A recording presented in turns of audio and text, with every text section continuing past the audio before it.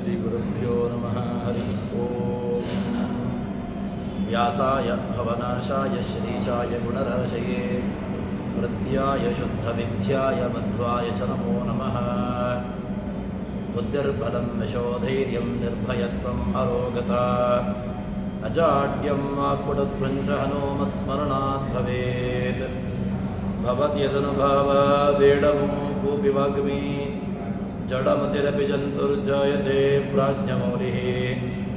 सकलवचनचेतो देवता भारती सा मम वचसि धत्तां सन्निधिं मानसे च।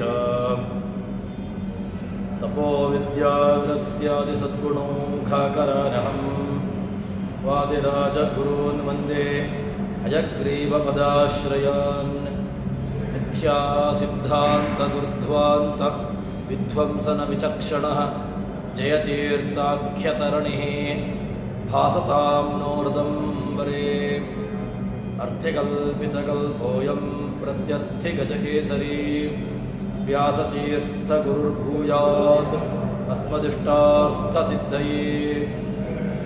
दुर्वादिध्वान्तरवये वैष्णवीन्दीवरेन्दवे श्रीराघवेन्द्रगुरवे नमो अत्यन्तदयालवे। ब्रह्मचर्य हरिप्रीति सुविद्यावादशालिनः इष्टदान् कष्टहर्तॄन्नः विद्यामान्यान् मुनीन् नुमः। श्रीगुरुभ्यो नमः। हरि ओम।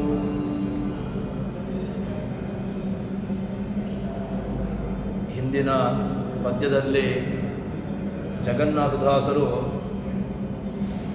ಸಮಸ್ತ ಪ್ರಾಣಿಗಳು ಅದು ಭಗವಂತನ ಈ ಭಗವಂತ ಎಲ್ಲಿದ್ದಾನೆ ಕೇಳಿದ್ರೆ ಎಲ್ಲ ಪ್ರಾಣಿಗಳ ಹೃದ್ಗತನಾಗಿ ಇದ್ದುಕೊಂಡು ಎಲ್ಲ ಜೀವರುಗಳನ್ನು ಪ್ರೇರಣೆ ಮಾಡ್ತಾ ಅವನು ಅವನ ಬೇರೆ ಬೇರೆ ಅವತಾರಗಳು, ಆ ಮತ್ಸ್ಯ ಕೂರ್ಮ ವರಾಹಾದಿ ಅವತಾರಗಳು, ಇದು ಅವತಾರಗಳು ನಿತ್ಯವಾಗಿರತಕ್ಕಂತಹದ್ದು.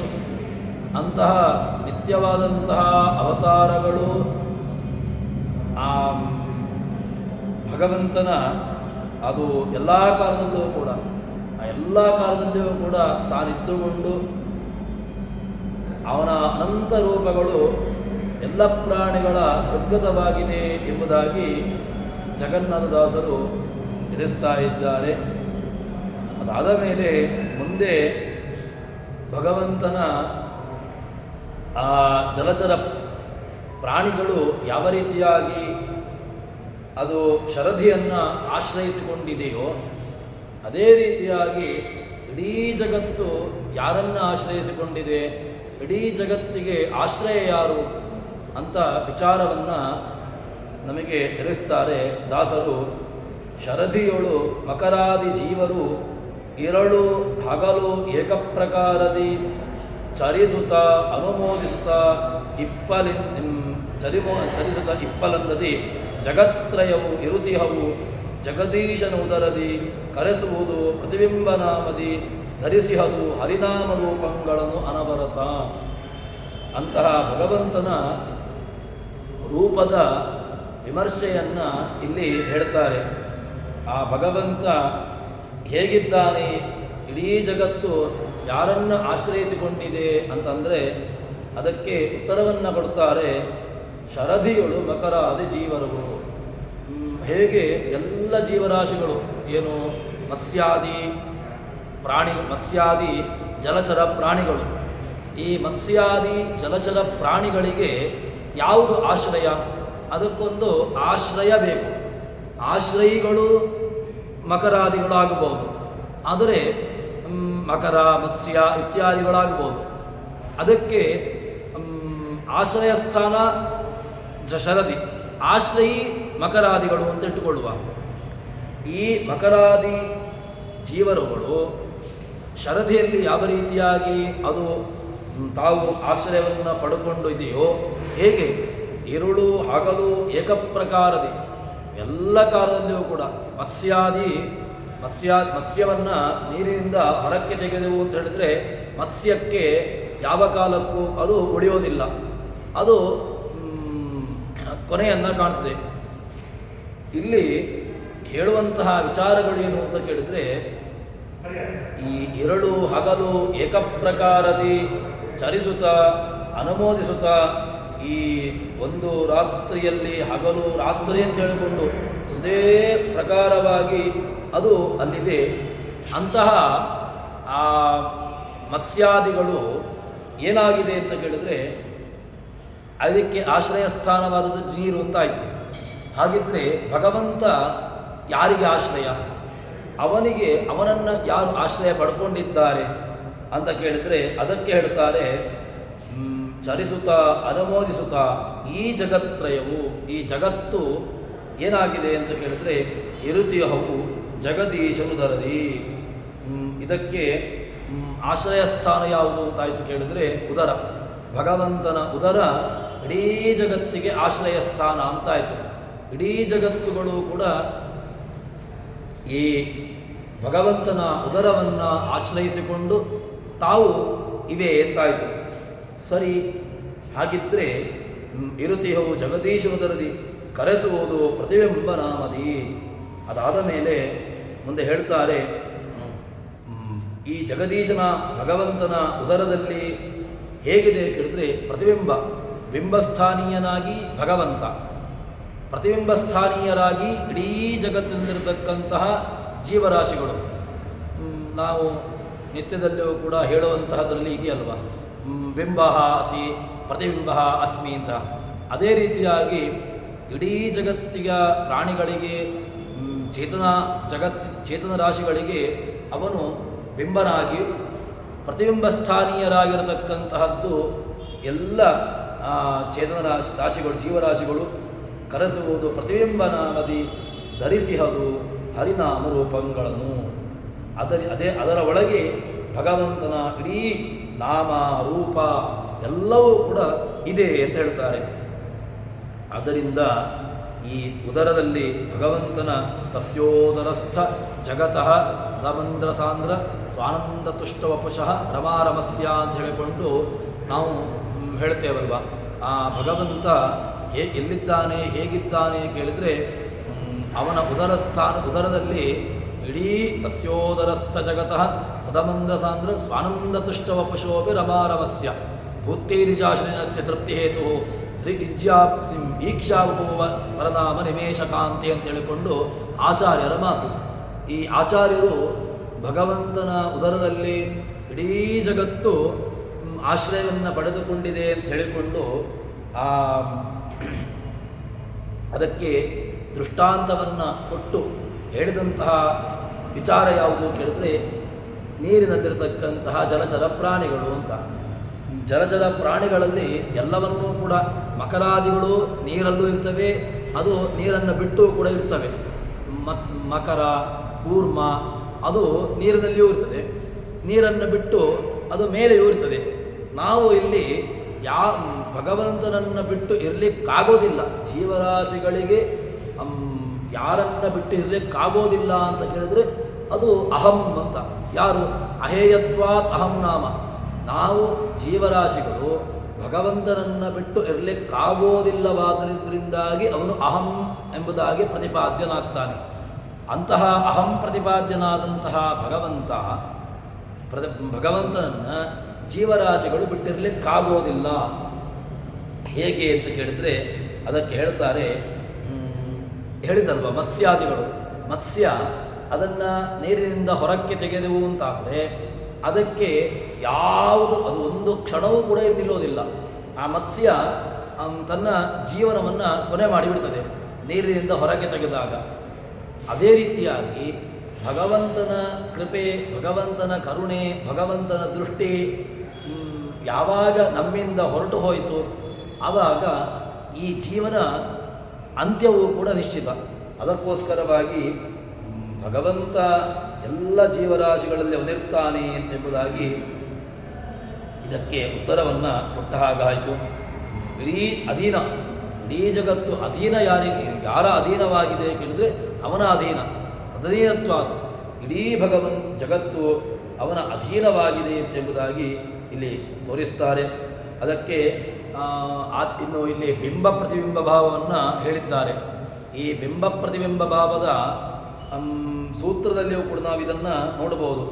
ಯಾವತ್ ಆತ್ಮಭಾವಿತ್ವಾದ ತಥಾ ಹಿ ದರ್ಶಯತಿ ನ ದೋಷಃ ತದ್ದರ್ಶನಾತ್ ಅಂತ ಹೇಳಿಕೊಂಡು ಅದಕ್ಕೆ ಸೂತ್ರವನ್ನು ವ್ಯಾಸರು ಮಾಡಿದ್ದಾರೆ. ಅದರಲ್ಲಿ ಬಿಂಬಸ್ಥಾನೀಯನಾಗಿ ಅವನಿರ್ತಾನೆ, ಪ್ರತಿಬಿಂಬಸ್ಥಾನೀಯರಾಗಿ ಉಳಿದಂತಹ ಎಲ್ಲ ಜೀವರಾಶಿಗಳು ಅಂತ ಹೇಳಿಕೊಂಡು ಅದರಲ್ಲಿ ಚೆನ್ನಾಗಿ ಅನುವಾದವನ್ನು ಮಾಡಿದ್ದಾರೆ. ಅಂತಹ ಭಗವಂತನನ್ನು ಎಲ್ಲ ಜೀವರಾಶಿಗಳು ಕೂಡ ಆಶ್ರಯಿಸಿಕೊಂಡಿದೆ ಎಂಬುದಾಗಿ ಹೇಳಿದಾಗಾಯಿತು. ಅದಕ್ಕೋಸ್ಕರ ಈ ನಾವು ಯಾರನ್ನು ಆಶ್ರಯಿಸಿಕೊಂಡು ಇರಬೇಕು, ಯಾರು ನಮಗೆ ಆಶ್ರಯನಾಗಿದ್ದಾನೆ ಎಂಬಂತಹ ವಿಚಾರವನ್ನು ಇಲ್ಲಿ ತೋರಿಸಿಕೊಟ್ಟಾಗ ಆಯಿತು. ಹೀಗೆ ಇಷ್ಟು ವಿಚಾರವನ್ನು ಬಿಂಬ ಪ್ರತಿಬಿಂಬ ಭಾವ ಮತ್ತು ಜಗತ್ತು ಆಶ್ರಯವನ್ನು ಪಡೆದುಕೊಂಡಿರತಕ್ಕಂತಹ ಯಾರನ್ನು ಆಶ್ರಯ ಪಡೆದುಕೊಂಡಿದೆ ಎಂಬಂತಹ ವಿಚಾರವನ್ನು ತಿಳಿಸಿದ ನಂತರ ಜಗನ್ನಾಥದಾಸರು ಮುಂದೆ ಹೇಳ್ತಾರೆ, ಸರ್ವಾತ್ಮನ ಆಶ್ರಯ. ಭಗವಂತ ಆಶ್ರಯ ಅಂತ ಹೇಳಿದ್ರೆ ಯಾವುದೋ ಒಂದು ರೀತಿಯಲ್ಲಿ ಆಶ್ರಯ ಅಂತಲ್ಲ. ನಾವು ಹೇಳ್ತೇವಲ್ವ, ನಮಗೆ ತಂದೆಯೋ ಅಥವಾ ತಾಯಿಯೋ ಅಥವಾ ಮಡದಿಯೋ ಮಕ್ಕಳೋ ಒಂದು ರೀತಿಯಾಗಿ ನಮಗೆ ಆಶ್ರಯ ಆಗ್ತಾರೆ, ಅಥವಾ ನಮ್ಮನ್ನು ಆಶ್ರಯಿಸಿಕೊಂಡಿದ್ದಾರೆ ಎಂಬುದು ಒಂದು ಸಣ್ಣ ದೃಷ್ಟಾಂತ. ಅದು ಯಾವುದು? ಸರ್ವಾತ್ಮನ ಆಶ್ರಯ ಇಲ್ಲ. ಅವರು ಸರ್ವಾತ್ಮನ ನಮ್ಮನ್ನು ಆಶ್ರಯ ಪಡೆದುಕೊಂಡಿಲ್ಲ. ಯಾಕೆ ಅಂತ ಕೇಳಿದ್ರೆ ತಮ್ಮ ಏನು ಕಾಲ ಮೇಲೆ ನಿಂತುಕೊಳ್ಳುವಾಗ ಅಥವಾ ತಾವು ಸಮರ್ಥರು ಅಂತಾದ ಮೇಲೆ ಅವರು ನಮ್ಮನ್ನು ಆಶ್ರಯ ಪಡೆದುಕೊಳ್ಳೋದಿಲ್ಲ. ತಮ್ಮ ಕಾರ್ಯವನ್ನು ತಮ್ಮ ವೃತ್ತಿಯನ್ನು ತಾವು ಮಾಡಿಕೊಂಡಾಗ ಅವರಲ್ಲಿ ಆಶ್ರಯತ್ವ ಹೋಗಿಬಿಡ್ತದೆ. ಆದರೆ ಭಗವಂತನಿಗೂ ಜೀವರಾಶಿಗಳಿಗೂ ಇರುವಂತಹ ಆಶ್ರಯಿ ಭಾವ ಅದು ಸರ್ವಾತ್ಮನ. ಒಂದು ಕ್ಷಣವೂ ಕೂಡ ನಾವು ಬಿಟ್ಟು ಇರಲಿಕ್ಕಾಗದೇ ಇರತಕ್ಕಂಥವನು ಭಗವಂತ. ಆ ರೀತಿಯಾಗಿರ್ತಕ್ಕಂತಹ ಆಶ್ರಯಿ ಭಾವ ಅದು ಭಗವಂತನಲ್ಲಿ ಮತ್ತು ಜೀವರಾಶಿಗಳಲ್ಲಿ ಇದೆ ಎಂಬುದಾಗಿ ನಾವು ಅರ್ಥೈಸಿಕೊಳ್ಳಬೇಕು. ಅದನ್ನು ನಾವು ಅನುಸಂಧಾನ ಮಾಡಿಕೊಳ್ಳಬೇಕು. ಯಾವ ಕಾಲಕ್ಕೂ ಕೂಡ ಇದನ್ನು ನಾವು ಬಿಟ್ಟುಕೊಡುವಂತಹದ್ದಿಲ್ಲ ಎಂಬುದನ್ನು ಅರ್ಥ ಮಾಡಿಕೊಂಡ ಮೇಲೆ ಮುಂದೆ ಭಗವಂತ ಜೀವರಾಶಿಗಳಿಗೆ ಒಳ್ಳೆಯ ಅನುಭವವನ್ನು ಕೊಡ್ತಾನೆ, ಸ್ವಾನುಭವವನ್ನು ಕೊಡ್ತಾನೆ ಅಂತ ಹೇಳ್ತಾರೆ, ರಸಾನುಭವವನ್ನು ನೀಡ್ತಾನೆ ಅಂತ. ಹೇಗೆ ಅಂತ ಕೇಳಿದರೆ ಅದಕ್ಕೆ ಉತ್ತರವನ್ನು ಹೇಳ್ತಾರೆ, ಜನನಿ ಸೌಷ್ಠ ಪದಾರ್ಥಗಳ ಭೋಜನವ ಮಾಡಲು ಗರ್ಭಗತ ಶಿಶು ದಿನದಿನದಿ ಅಭಿವೃದ್ಧಿಯೈದುತ ತೆರದಿ ಜೀವರಿಗೆ ವನಜನಾಭನು ಸರ್ವರಸ ಉಂಡುಣಿಸಿ ಸಂರಕ್ಷಿಸುವ ಜಾಹ್ನವೀ ಜನಕ ಜನಮಾದಿ ಅಖಿಲ ದೋಷ ವಿದೂರ ಗಂಭೀರ. ಭಗವಂತ ಯಾವ ರೀತಿಯಾಗಿ ನಮ್ಮನ್ನು ಪೋಷಣೆ ಮಾಡುತ್ತಾನೆ, ನಮಗೆ ಯಾವ ರೀತಿಯಾಗಿ ಜೀವರಾಶಿಗಳಿಗೆ ಅವನು ಅವರ ಸ್ವ ಅನುಭವವನ್ನು, ಅವರವರ ಯೋಗ್ಯತಾನುಸಾರವಾದಂತಹ ರಸಾನುಭವವನ್ನು ಯಾವ ರೀತಿಯಾಗಿ ಕೊಡ್ತಾನೆ ಅಂತ ಕೇಳಿದರೆ ಅದನ್ನು ಜಗನ್ನಾಥದಾಸರು ಹೇಳುವಂತಹ ಪದ್ಯ ಅದು ಹೇಗೆ ಅಂತ ಕೇಳಿದರೆ, ಜನನಿ ಸೌಷ್ಠ ಪದಾರ್ಥಗಳ ತಾಯಿ ಅವಳು ಏನು ಮಾಡ್ತಾಳೆ ಅಂತ ಕೇಳಿದರೆ ಚೆನ್ನಾಗಿರತಕ್ಕಂತಹ ಪದಾರ್ಥಗಳು, ಒಳ್ಳೆಯ ಬೆಂದಿರತಕ್ಕಂತಹದ್ದು ಅಥವಾ ರಸಭರಿತವಾದಂತಹ ಪದಾರ್ಥಗಳು ಅಥವಾ ಸಿಹಿಯಾಗಿರತಕ್ಕಂತಹ ಪದಾರ್ಥಗಳು, ಹೀಗೆ ಅಂತೂ ರಸಭರಿತವಾದಂತಹ ಪದಾರ್ಥಗಳನ್ನು ಏನು ಮಾಡ್ತಾಳೆ ತಾಯಿ ಸ್ವೀಕಾರ ಮಾಡ್ತಾಳೆ. ಗರ್ಭಿಣಿ ಆ ತಾಯಿಯಾಗುವಂತಹ ಸ್ಥಿತಿಯಲ್ಲಿರತಕ್ಕಂತಹ ಗರ್ಭಿಣಿಯು ಅವಳು ಏನು ಮಾಡ್ತಾಳೆ ಅಂತ ಕೇಳಿದರೆ ಅವಳ ಗರ್ಭಗತವಾದಂತಹ ಶಿಶುವು, ಗರ್ಭಸ್ಥ ಶಿಶುವು ಅದು ಏನಾಗಬೇಕು, ಒಳ್ಳೆಯ ಬೆಳವಣಿಗೆಯನ್ನು ಹೊಂದಬೇಕು. ಅದಕ್ಕೆ ಒಳ್ಳೆಯ ರೀತಿಯಾದಂತಹ ಅವಯವಗಳು ಬರಬೇಕು. ಅದಕ್ಕೆ ಒಳ್ಳೆಯ ಪದಾರ್ಥಗಳು ಸಿಗಬೇಕು, ತನ್ಮೂಲಕವಾಗಿ ಗರ್ಭದಲ್ಲಿ ಮಗುವು ಚೆನ್ನಾಗಿ ಬೆಳೆಯಬೇಕು ಎಂಬಂತಹ ಬೇರೆ ಬೇರೆ ಮಜಲುಗಳಿಂದ ಅವಳು ಯೋಚನೆಯನ್ನು ಮಾಡ್ತಾ ಏನು ಮಾಡ್ತಾಳೆ, ಒಳ್ಳೆಯ ಉತ್ತಮವಾದಂತಹ ಪದಾರ್ಥಗಳನ್ನು, ಉತ್ತಮವಾಗಿರತಕ್ಕಂತಹ ಆಹಾರಾದಿಗಳನ್ನು ತಾನು ಸ್ವೀಕಾರ ಮಾಡ್ತಾಳೆ. ಆವಾಗ ಅದೇನಾಗ್ತದೆ ಕೇಳಿದರೆ, ಸೌಷ್ಠ ಪದಾರ್ಥಗಳ ಭೋಜನವ ಮಾಡಲು ಗರ್ಭಗತ ಶಿಶು, ಗರ್ಭದಲ್ಲಿರತಕ್ಕಂತಹ ಶಿಶು ಏನಾಗ್ತದೆ ಕೇಳಿದರೆ ದಿನೇ ದಿನೇ ಅದು ಅಭಿವೃದ್ಧಿ ಆಗ್ತಾ ಹೋಗ್ತದೆ. ಅಂದರೆ ನಿತ್ಯದಲ್ಲಿಯೂ ಕೂಡ ತಾನು ಅದು ಬೆಳವಣಿಗೆಯನ್ನು ಹೊಂದಿಕೊಳ್ಳುತ್ತದೆ. ಆ ಬೆಳವಣಿಗೆಯನ್ನು ಹೊಂದಿಕೊಳ್ಳುತ್ತಾ ಹೋಗುವಾಗ ಅದು ಏನಾಗಿರ್ತದೆ ಕೇಳಿದರೆ, ಅಭಿವೃದ್ಧಿ ಎಯ್ದುವ ತೆರದಿ ಜೀವರಿಗೆ ವನಜನಾಭನು. ಭಗವಂತ ಏನು ಮಾಡ್ತಾನೆ ಕೇಳಿದರೆ, ಪದ್ಮನಾಭ ಅವನೇನು ಮಾಡ್ತಾನೆ, ಸರ್ವರಸ ಎಲ್ಲ ರಸಗಳನ್ನು ತಾನು ಉಂಡು ಉಡಿಸಿ. ಯಾಕೆ ಅಂತ ಕೇಳಿದರೆ, ಎಲ್ಲ ರಸಗಳಲ್ಲಿಯೂ ಕೂಡ ತಾನೇ ರಸೋಹವಪ್ಸು ಕೌಂತೆಯ, ಹೀಗೆ ಅವನು ಎಲ್ಲದರಲ್ಲಿಯೂ ಕೂಡ ತಾನು ಸಾರಭಾಗ ಅಂತ ಎಂಬುದನ್ನು ಹೇಳಿದ್ದಾನೆ. ಅದಕ್ಕೋಸ್ಕರ ಆ ಭಗವಂತ ಸಾರಭೋಕ್ತೃವಾಗಿರತಕ್ಕಂತಹ ಭಗವಂತ ಅವರವರಿಗೆ ಅವರವರ ಯೋಗ್ಯವಾದಂತಹ ಏನು ರಸವನ್ನು, ಆ ಸರ್ವರಸಗಳನ್ನು ಅವರಿಗೆ ಅನುಭವ ಬರುವಂತೆ ಮಾಡ್ತಾನೆ. ಮಾಡಿ ಅವರನ್ನು ಏನು ಮಾಡ್ತಾನೆ, ರಕ್ಷಿಸ್ತಾನೆ. ಉಂಡು ಉಣಿಸಿ ಸಂರಕ್ಷಿಸುವ, ಅವರನ್ನು ಸಾಮಾನ್ಯವಾಗಿ ರಕ್ಷಣೆಯಲ್ಲ, ಬಹಳ ಚೆನ್ನಾಗಿ ಅವರನ್ನು ರಕ್ಷಣೆ ಮಾಡ್ತಾನೆ. ಸಂರಕ್ಷಿಸುವ ಜಾಹ್ನವಿ ಜನಕ, ಭಗವಂತನಿಗೆ ಗಂಗಾಜನಕ ಅಂತ ನಾವು ಹೇಳ್ತೇವೆ.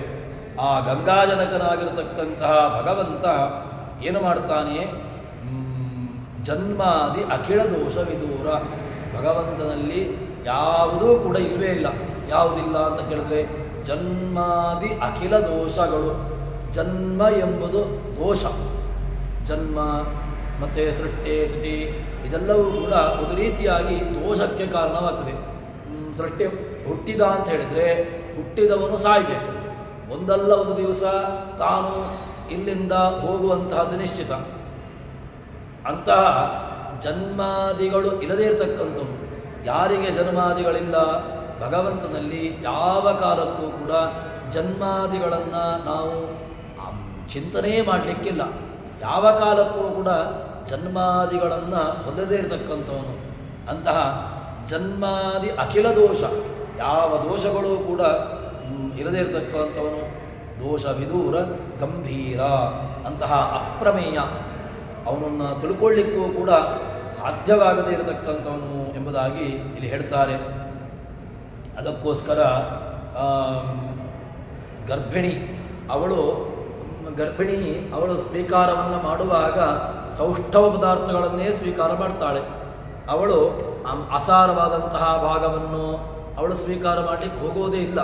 ಯಾಕೆ ಅಂತ ಕೇಳಿದ್ರೆ, ಅವಳಿಗೆ ತಲೆಯಲ್ಲಿರ್ತದೆ ಯಾವುದನ್ನು ತಾನು ಸ್ವೀಕಾರ ಮಾಡಬೇಕು, ಯಾವುದನ್ನು ಸ್ವೀಕಾರ ಮಾಡಿದ್ದರಿಂದಾಗಿ ಆ ಗರ್ಭದಲ್ಲಿರುವಂತಹ ಮಗುವಿಗೆ ಅದು ಪೋಷಕವಾಗ್ತದೆ, ಯಾವುದನ್ನು ಸ್ವೀಕಾರ ಮಾಡುವುದರಿಂದಾಗಿ ಅದು ಪೋಷಕ ಅದನ್ನು ಎಂಬಂತಹ ವಿಚಾರಗಳನ್ನು ತಾನು ಅರಿತುಕೊಂಡು ಅವಳು ಅಂತಹ ಶೋಭಾಯಮಾನವಾದಂತಹ ಚೆನ್ನಾಗಿರತಕ್ಕಂತಹ ಪದಾರ್ಥಗಳನ್ನು ತಾನು ಸ್ವೀಕಾರ ಮಾಡ್ತಾಳೆ. ಅಂತಹ ಇನ್ನು ಭಗವಂತ ಅದು ಏನಾಗಿದೆ ಕೇಳಿದರೆ, ಇಡೀ ಅವನಿಗೆ ಸಮರ್ಪಣೆ ಮಾಡುವಂತಹ ಪದಾರ್ಥಗಳು ಇಡೀ ಜಗತ್ತಿನಲ್ಲಿರತಕ್ಕಂತಹ ಏನು ಜಗತ್ತು ಏನಿದೆ ಅದಕ್ಕೆ ಪೋಷಕ.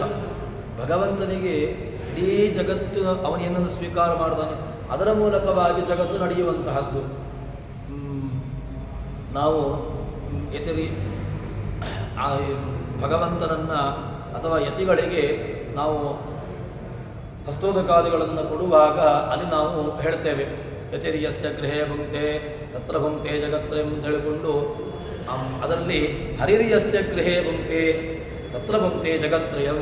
ಹರಿರಿ ಯತ್ರ ಗೃಹೇ ಭುಂಕ್ತೆ, ಹರಿ ಭಗವಂತ ಎಲ್ಲಿ ಅವನಿಗೆ ನೈವೇದ್ಯಾದಿಗಳು ಆಗಿಕೊಂಡು ಚೆನ್ನಾಗಿ ಅಲ್ಲಿ ನಡೀತಾ ಇದೆಯೋ ಅಲ್ಲಿ ಏನಾಗಿದೆ ಕೇಳಿದರೆ, ತತ್ರ ಭುಂಕ್ತೆ ಜಗತ್ರಯಂ, ಈ ಜಗತ್ತಿಗೆ ಪೋಷಕ.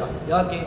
ಜಗತ್ತನ್ನು ಚೆನ್ನಾಗಿ ಪಾಲನೆ ಮಾಡಿಕೊಂಡು ಜಗತ್ತನ್ನು ಯಾವ ಯಾವ ಕಾಲಕ್ಕೆ ಯಾವುದನ್ನು ಯಾರಿಗೆ ಯಾವ ಪ್ರಮಾಣದಲ್ಲಿ ಕೊಡಬೇಕು ಅದನ್ನು ಅವರವರ ಯೋಗ್ಯತಾನುಸಾರವಾಗಿ ಕೊಡುವಂತಹ ದೊಡ್ಡ ಒಂದು ಭಾರ ಅದು ಅವನದ್ದು. ಅದಕ್ಕೋಸ್ಕರ ಹರಿರಿಯತ್ರ ಗೃಹೇ ಭುಂಕ್ತೆ ತತ್ರ ಭುಂಕ್ತೆ ಜಗತ್ರಯಂ.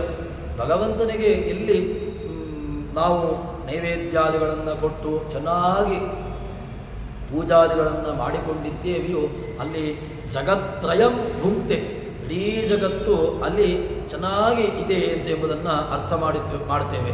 ಅದೇ ರೀತಿಯಾಗಿ ಆ ರೀತಿಯಾಗಿ ಭಗವಂತ ಜಗತ್ತನ್ನು ಪೋಷಣೆ ಮಾಡ್ತಾ ಇದ್ದಾನೆ, ಇಡೀ ಜಗತ್ತಿಗೆ ಪೋಷಕನಾಗಿದ್ದಾನೆ ಎಂಬಂತಹ ವಿಚಾರವನ್ನು ಇಲ್ಲಿ ಹೇಳ್ತಾರೆ. ಭಗವಂತನ ಇಷ್ಟು ಅವನು ಕೊಡ್ತಾನೆ ಅಂತಾದಮೇಲೆ ಕೊಡುವುದು ಸಾಮಾನ್ಯವಾಗಿ ಕೊಡುವುದಲ್ಲ, ಬಹಳ ಅದ್ಭುತವಾಗಿ ಇಡೀ ಜಗತ್ತಿಗೆ 2 ಪಟ್ಟು ಅದನ್ನು ನೀಡಿಕೊಂಡು ಅದನ್ನು ಏನು ಮಾಡ್ತಾನೆ, ಅವರನ್ನು ಉದ್ಧಾರ ಮಾಡ್ತಾನೆ, ಅವರನ್ನು ರಕ್ಷಣೆ ಮಾಡ್ತಾನೆ, ಅವರನ್ನು ಪೋಷಣೆ ಇತ್ಯಾದಿಗಳನ್ನು ಮಾಡಿಕೊಂಡು ತಾನು ಕಾಪಾಡ್ತಾನೆ ಎಂಬಂತಹ ವಿಚಾರವನ್ನು ಹೇಳ್ತಾರೆ. ಆದರೆ ಅವನು ಮಾತ್ರ ಅಖಿಲ ದೋಷ ವಿದೂರ.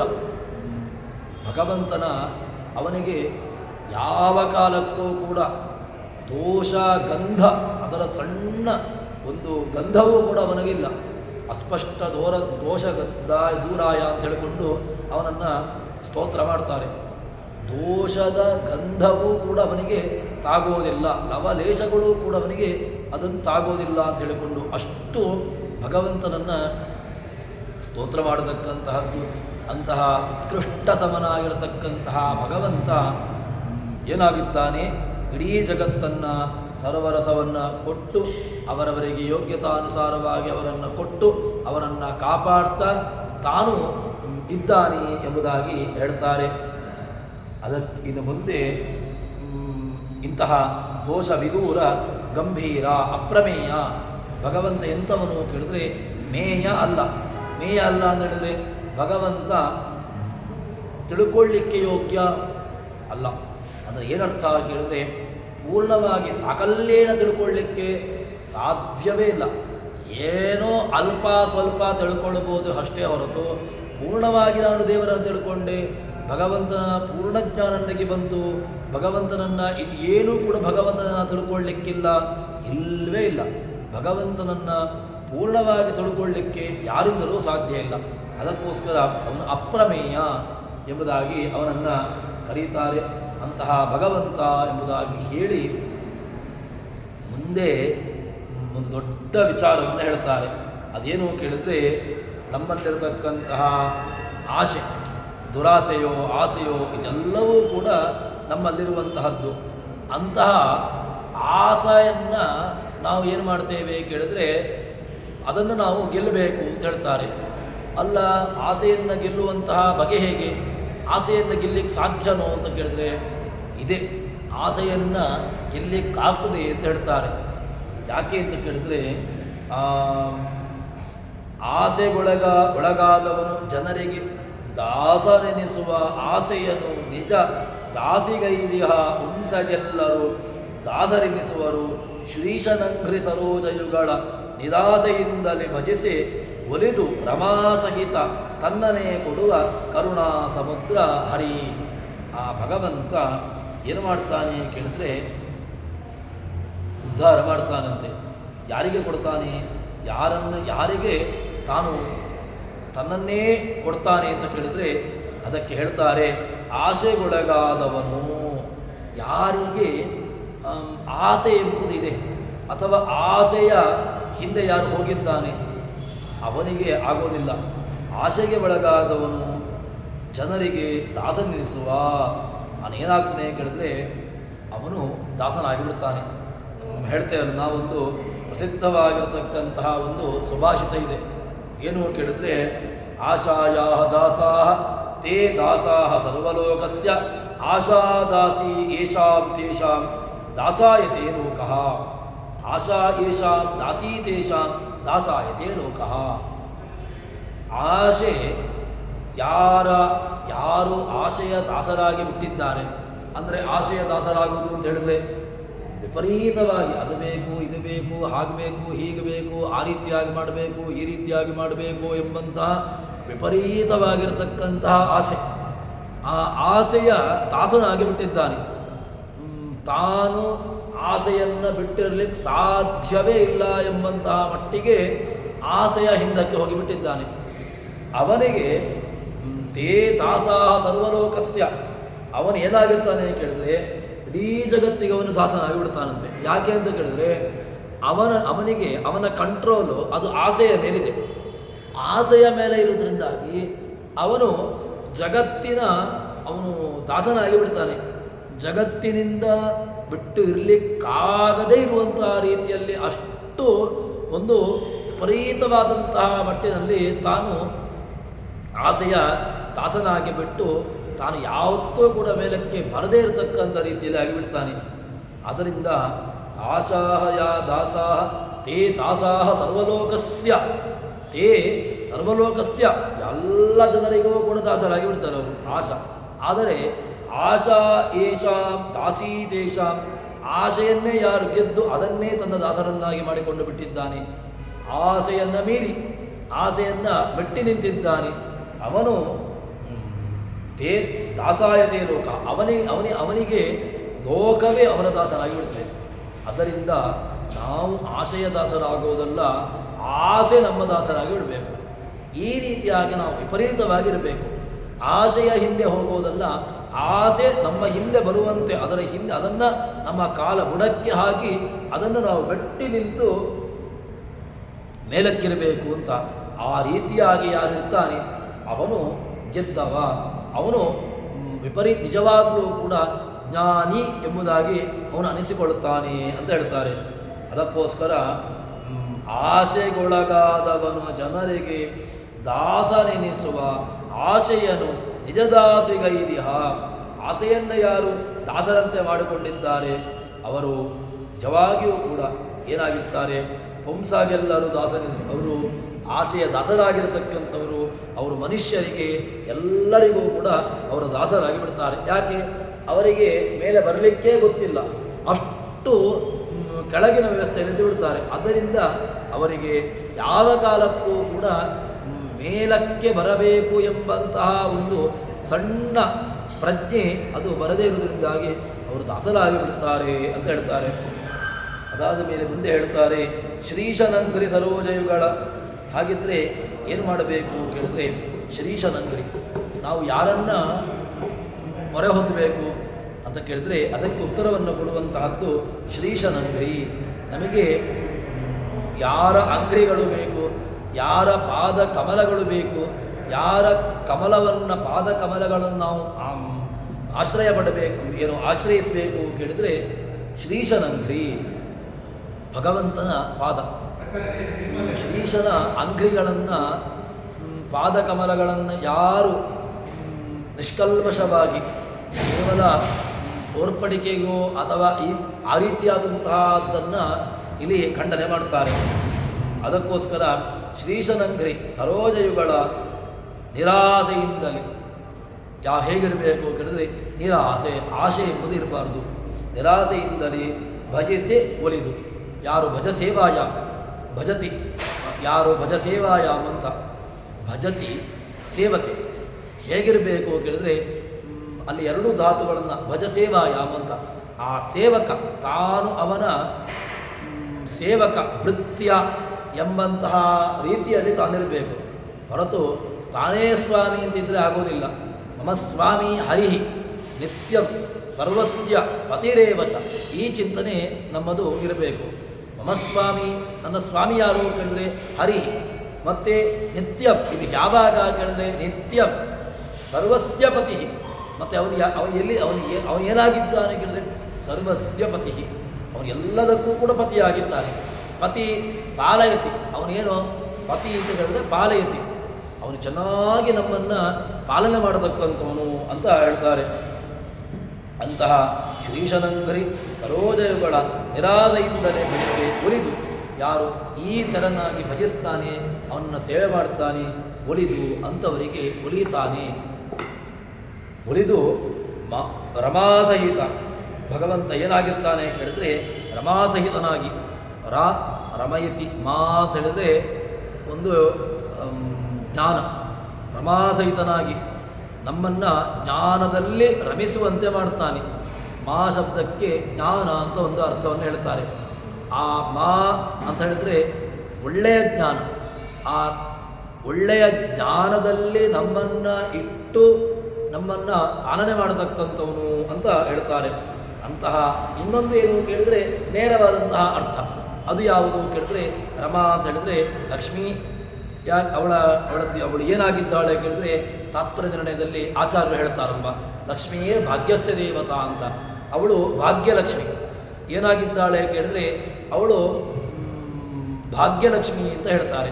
ಏನು ಭಾಗ್ಯಲಕ್ಷ್ಮಿ ಅಂತ ಕೇಳಿದ್ರೆ ಲಕ್ಷ್ಮೀರ್ ಭಾಗ್ಯಸ್ಯ ದೇವತಾ ಅಂತ ಆಚಾರ್ಯರ ಮಾತು.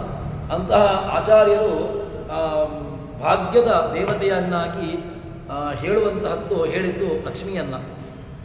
ಆ ಭಾಗ್ಯಲಕ್ಷ್ಮಿಯಾಗಿ, ಗೃಹಲಕ್ಷ್ಮಿಯಾಗಿ, ಬೇರೆ ಬೇರೆ ರೀತಿಯಾಗಿರತಕ್ಕಂತಹ ಲಕ್ಷ್ಮೀ ಅವಳನ್ನು ಉಪಾಸನೆ ಮಾಡುತ್ತಾರೆ. ಅಂತಹ ಆ ಭಗವಂತನ ಸಹಿತವಾದಂತಹ ರಮ.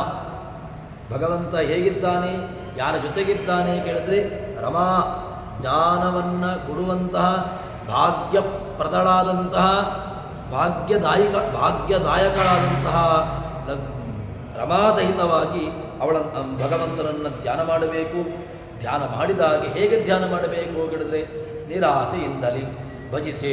ಮುಖ್ಯವಾಗಿ ಏನು ಬೇಕು, ಆಶಾಯ ಯೇ ದಾಸಾ ತೇ ದಾಸ ಸರ್ವಲೋಕಸ್ಯ ಆಶಾ ಏಷಾ ದಾಸೀದೇಶ ತೇ. ಅದು ಹಾಗಿರಬಾರ್ದು. ಆಸೆ ಎಂಬುದು ಇರಬಾರ್ದು. ಆಸೆಯನ್ನು ಮೆಟ್ಟಿ ಆಸೆಯನ್ನು ಕೆಳಕ್ಕೆ ಮಾಡಿ ಯಾರು ಮೆಟ್ಟಿನಿಂದಿದ್ದಾನೆ ಅಂಥವನಿಗೆ ಅವನು ಅನುಗ್ರಹವನ್ನು ಮಾಡ್ತಾನೆ.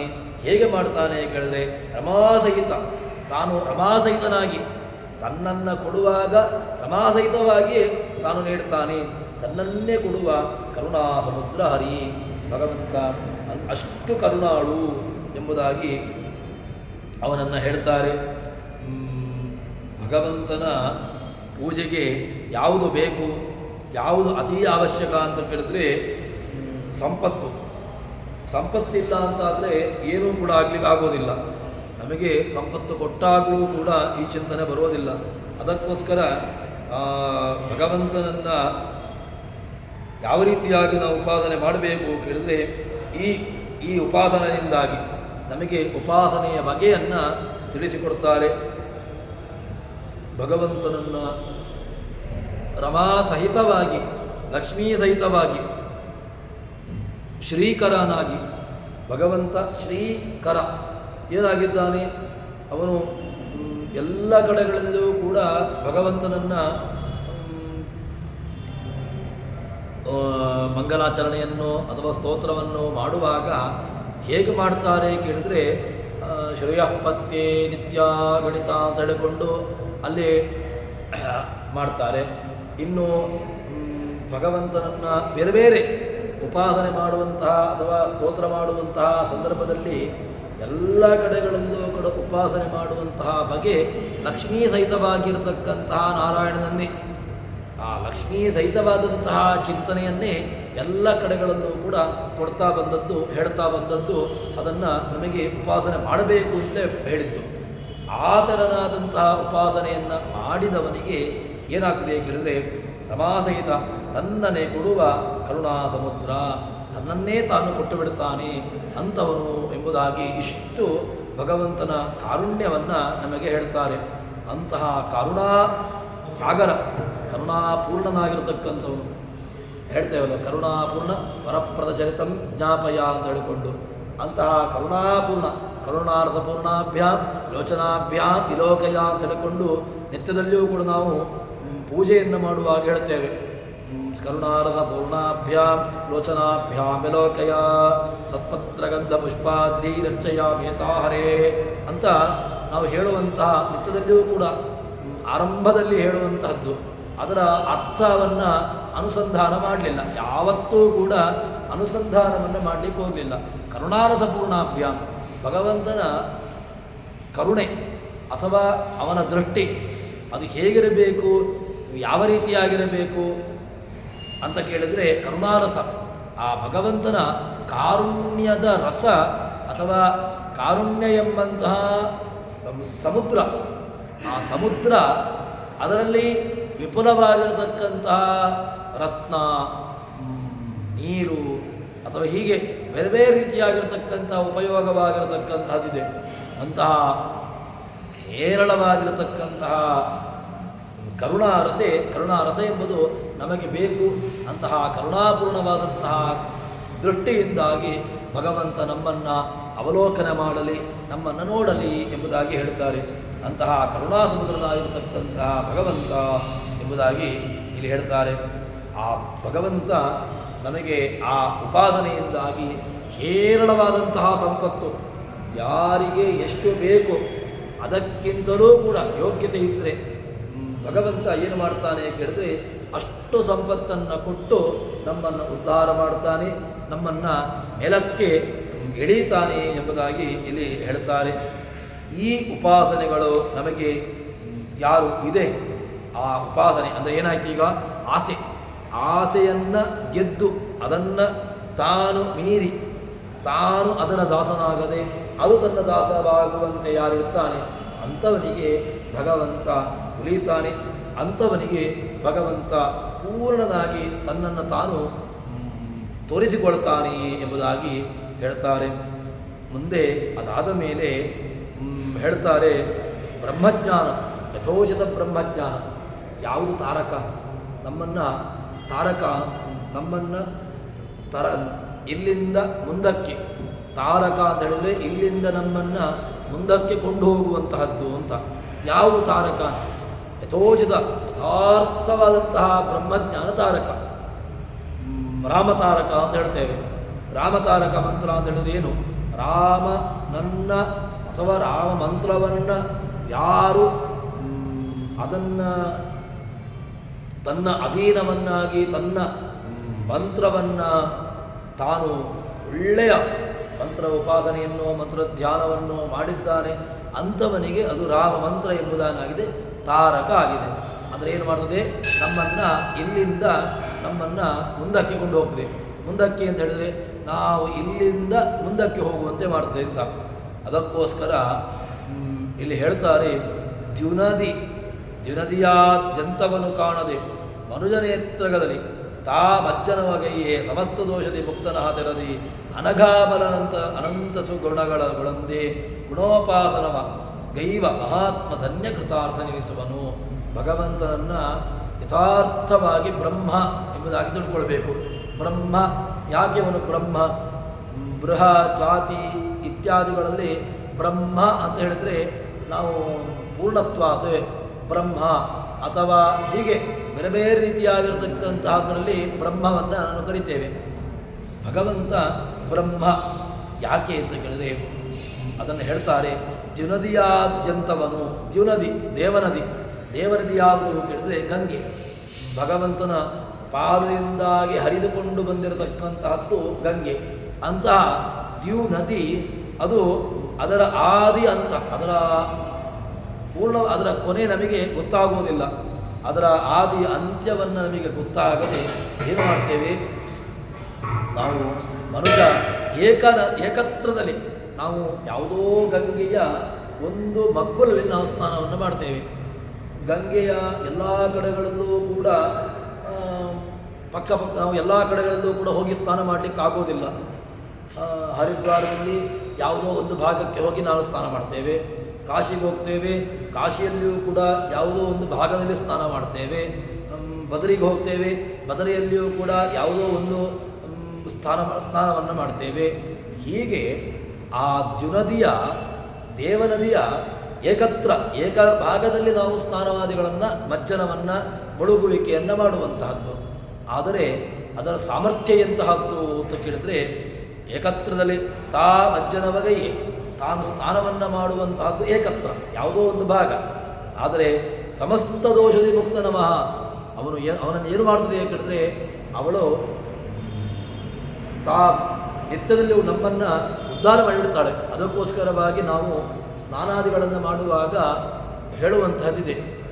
ಗಂಗಾ ಗಂಗೇತಿಯೋ ಬ್ರೂಯಾತ್ ಯೋಜನಾನಾಂ ಶತೈರಪಿ ಮುಚ್ಚತೆ ಸರ್ವಪಾಪೇಭ್ಯ ವಿಟ್ಟುಲೋಕಂ ಸಗಚ್ಚತಿ ಅಂತ ಹೇಳಿಕೊಂಡು ನಿತ್ಯದಲ್ಲೂ ಕೂಡ ಸ್ನಾನವನ್ನು ಮಾಡ್ತೇವೆ. ಮಾಡುವಾಗ ಹೇಳ್ತೇವೆ ಗಂಗಾ ಗಂಗೇತಿಯೋ ಬ್ರೂಯಾತ್, ಹೇಳಿದ್ರು ಸಾಕಂತೆ. ಗಂಗಾ ಗಂಗಾ ಅಂತ ಹೇಳಿಕೊಂಡು ತಾನು ಹೇಳುವಾಗಲೂ ಕೂಡ ಹೇಳಿದರೂ ಕೂಡ ಏನಾಗ್ತದೆ ಕೇಳಿದರೆ ನಾವು ಸ್ನಾನ ಮಾಡುವಂತಹ ನೀರಿನಲ್ಲಿ ಗಂಗಾ ಸನ್ನಿಧಾನ ಬರ್ತದೆ. ಗಂಗಾ ಪತಿಯ ಸನ್ನಿಧಾನ, ಗಂಗಾ ಜನಕನ ಸನ್ನಿಧಾನವೂ ಕೂಡ ಅದರಲ್ಲಿ ಬರ್ತದೆ ಅಂತ. ಅದಕ್ಕೋಸ್ಕರ ಸಮಸ್ತ ದೋಷದಿ ಮುಕ್ತನಃ ತೆರದಿ, ಅವನೇನಾಗ್ತಾನೆ? ತಾನು ಮುಕ್ತನಾಗ್ತಾನೆ. ಯಾವುದರಿಂದ ಮುಕ್ತನಾಗ್ತಾನೆ ಕೇಳಿದ್ರೆ ನಮ್ಮ ದೋಷಗಳು ಅನೇಕ ಜನ್ಮಾರ್ಜಿತ, ಅನೇಕ ಜನ್ಮಗಳಿಂದ ಕೂಡಿ ರಾಶಿ ಹಾಕಿ ಒಟ್ಟು ಮಾಡಿ ಬೇಸರಿ ಅದನ್ನು ಇಟ್ಟು ಏನು ಒಂದು ದೊಡ್ಡ ರಾಶಿ ಹಾಕಿದ್ದಾನೆ. ಅದನ್ನು ಅವಳು ಏನು ಮಾಡ್ತಾಳೆ? ಅದರಿಂದ ಮುಕ್ತರನ್ನಾಗಿ ಮಾಡ್ತಾಳೆ. ಅನಘ, ಅವಳಿಗೆ ಹೆಸರೆಂಥದ್ದು ಕೇಳಿದ್ರೆ ಅಲ್ಲ, ಅವನಿಗೆ ಹೆಸರೆಂಥದ್ದು ಕೇಳಿದ್ರೆ ಅನಘ. ಭಗವಂತನಿಗೆ ಅನಘೋ ಜಯೋಜೇತ ಅಂತ ಸಹಸ್ರನಾಮ ಕೊಟ್ಟಂತಹ ಒಂದು ಹೆಸರು ಅನಘ. ಅಘ ಶಬ್ದಕ್ಕೆ ದೋಷ ಅಂತ ಅರ್ಥ. ನ ವಿದ್ಯತೆ ಅಘ, ಯಾರಲ್ಲಿ ಅಘಗಳಿಲ್ವೋ ಅವನು ಅನಘ. ಭಗವಂತ ಅನಘ. ಅಘಗಳು ಅಂತ ಹೇಳಿದರೆ ಕಲುಷಂ ವೃಜನೈನೋಘ ಅಂಭೋ ದುರಿತ ದುಷ್ಕೃತಂ. ಇದು ಅಮರಕೋಶದಲ್ಲಿ ಅಮರಸಿಂಹ ಕೊಟ್ಟಂತಹ ನಮಗೆ ಪಾಠ. ಅಮರದಲ್ಲಿ ಅಘ ಶಬ್ದಕ್ಕೆ ಏನು ಹೇಳ್ತಾರೆ? ಅಘ ಶಬ್ದಕ್ಕೆ ದೋಷ ಅಂತ ಅರ್ಥ. ಅಘ ನವಿದ್ಯತೆ ಅಘ, ಯಾರಲ್ಲಿ ಅಘಗಳು ಹೋಗಿದೆಯೋ, ಯಾರ ಬಳಿಗೆ ಅಘಗಳು ಬರೋದಿಲ್ವೋ, ಯಾರಿಂದ ಅಘಗಳು ಹೋಗಿಲ್ಪಟ್ಟಿದೆಯೋ ಅವನು ಅನಘ. ಅದರಿಂದ ಹೇಳ್ತಾರೆ ಅನಘ. ಮತ್ತು ಅನಘ ಅಮಲ, ಅವನು ಮಲ. ಮಲ ಅಂತ ಹೇಳಿದ್ರೆ ನಮ್ಮಲ್ಲಿರತಕ್ಕಂತಹದ್ದು, ಅವನು ಆಮಲ. ಭಗವಂತನಲ್ಲಿ ಮಲ ಇಲ್ಲವೇ ಇಲ್ಲ. ಮಲ ನಮ್ಮಲ್ಲಿರುವಂತಹದ್ದು ತುಂಬ ಇದೆ. ದೇಹದಲ್ಲಿ, ಮನಸ್ಸಿನಲ್ಲಿ, ಎಲ್ಲ ಕಡೆಗಳಲ್ಲೂ ಕೂಡ ಮಲ ತುಂಬಿಕೊಂಡಿದ್ದು. ಆದರೆ ಭಗವಂತನಲ್ಲಿ ಭಗವಂತ ಅಮಲ, ಮಲವಿಲ್ಲದೇ ಇರತಕ್ಕಂಥವನು. ಅವನು ಅಮಲ, ಶುದ್ಧ ಅಮಲ, ಅನಂತಾನಂತ. ಅವನು ಅನಂತ, ಎಂಡ್ಲೆಸ್. ಅಂತಹ ಅನಂತ ಸುಗುಣಗಳು, ಅನಂತವಾಗಿರತಕ್ಕಂತಹ ಗುಣಗಳು ಅವನಲ್ಲಿ ಅನಂತವಾಗಿದೆ. ಏನಿದೆ ಅನಂತಗಳು? ಸುಗುಣಗಳು, ಶೋಭಾಯಮಾನವಾದಂತಹ ಗುಣಗಳು. ಆ ಗುಣಗಳು ಗುಣೋಪಾಸನ ಬಗ್ಗೆ ಒಂದೊಂದು ಗುಣಗಳನ್ನು ಕೂಡ ನಾವು ಉಪಾಸನೆ ಮಾಡ್ತಾ ಮಾಡ್ತಾ ಮಾಡ್ತಾ ಹೋದೆವು ಅಂತ ಹೇಳಿದ್ರೆ ಏನಾಗ್ತದೆ ಹೇಳಿದ್ರೆ ಕೃತಾರ್ಥ. ನಾವು ಕೃತಾರ್ಥರಾಗ್ತೇವೆ. ಕೃತಕೃತ್ಯರು ಅಂತಾಗುವುದು ಯಾವಾಗ ಅಂತ ಕೇಳಿದ್ರೆ ಅವನನ್ನು ಆರ್ತರನಾಗಿ ಉಪಾಸನೆ ಮಾಡಬೇಕು.